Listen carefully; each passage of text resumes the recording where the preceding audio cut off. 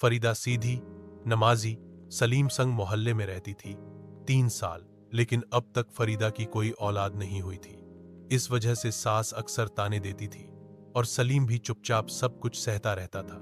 रमजान का महीना चल रहा था। फरीदा ने मन में ठान लिया कि वह पूरे 30 रोजे रखेगी और अल्लाह से अपनी हालत के लिए दुआ करेगी। पहला रोजा आया। फरीदा सुबह 3 बजे उठी, सहरी बनाई, खजूर, दूध और पराठे।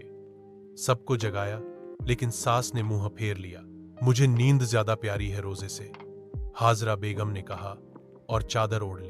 सलीम ने भी सिर्फ दूध पीकर कहा, तू कर ले इबादत, मुझे नींद आ रही है। फरीदा ने चुपचाप रोजा रखा।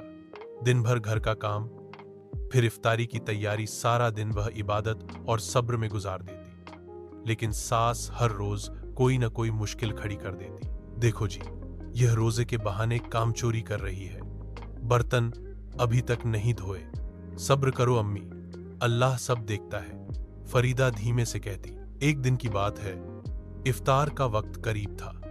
फरीदा ने बड़ी मेहनत से फल, पकौड़े और शरबत तैयार किया, मगर जैसे ही वह ट्रे लेकर अंदर जा रही थी, हाजरा बेगम का पांव फिसला और ट्रे फर्श पर गिर पड़ी। हाय अल्लाह, मेरी सलवार खराब कर दी तूने, हाजरा चिल्लाई। अम्मी, मैं साफ कर देती हूं, गलती से गिर गया, फरीदा ने सफाई दी।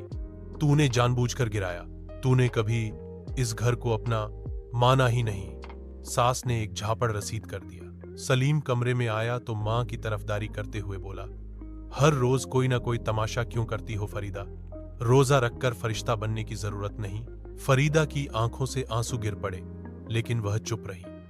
वह जानती थी अल्लाह सब देख रहा है। अगले दिन फरीदा फिर से सहरी के लिए उठी, सब कुछ तैयार किया और अकेले ही रोजा रखा। अब की बार उसने अल्लाह से हाथ उठाकर दुआ मांगी, या अल्लाह, तू सब जानता है, तू सब देखता है, मेरे रोजों को कबूल कर और इस घर में मोहब्बत ला दे, मेरे शौहर और सास के दिलों को बदल दे। रात को तहज्जुद की नमाज के बाद उसे एक सपना आया। सपने में वह मक्का शरीफ में तवाफ कर रही थी।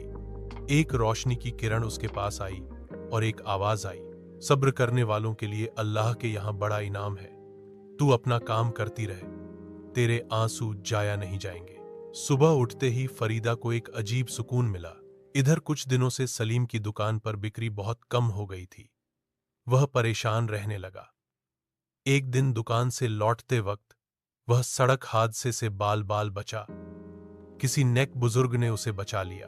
बेटा, किसी का दिल मत दुखाया करो, घर में जो औरत रोजा रखती है उसका दर्जा बहुत ऊंचा है, अल्लाह उसकी वजह से तुम्हारी मुश्किलें हल करता है। सलीम को कुछ एहसास हुआ। वहीं हाजरा बेगम की सहेली रजिया ने एक दिन उसे समझाया, तू अपनी बहू को क्यों तंग करती है, रोजा रख रही है, घर का काम भी कर रही है, अल्लाह से डर, तुझे नहीं पता किसके रोजे से तेरी उम्र बढ़ रही है। हाजरा चुप हो गई। फिर आया रमजान का आखिरी शुक्रवार। फरीदा ने उस दिन खास दुआ मांगी, या अल्लाह, मेरे घर में मोहब्बत और रहमत भर दे। उस दिन सलीम जब दुकान से आया तो उसके हाथ में एक मिठाई का डिब्बा था। फरीदा, माफ कर दो, मैं तुम्हारी कद्र नहीं कर पाया, आज से मैं तुम्हारा साथ दूंगा, तुम्हारे रोजों की वजह से ही मेरी जिंदगी बची। फरीदा की आंखें छलक उठी। पीछे से हाजरा बेगम भी आई। बहू, मुझे माफ कर दे, मैं तुझसे जलती थी कि तू अल्लाह से इतना जुड़ाव रखती है, लेकिन अब मैं समझ गई हूं कि तू इस घर की बरकत है। फरीदा ने दोनों के हाथ थाम लिए। वह मुस्कुराई और बोली, मैंने तो बस सब्र किया और अल्लाह से दुआ मांगी थी, असली काम तो उस रब ने किया। रमजान खत्म हुआ, लेकिन फरीदा की जिंदगी में अब एक नया चैप्टर शुरू हो गया था, जहां रोज की तरह मोहब्बत, इज्जत और समझदारी की भी रिवायत शुरू हुई। सीख, इस कहानी से हमें यह सबक मिलता है कि जब कोई औरत सब्र और इबादत से अपने घर को संभालती है तो अल्लाह उसकी मेहनत और आंसुओं को जाया नहीं जाने देता।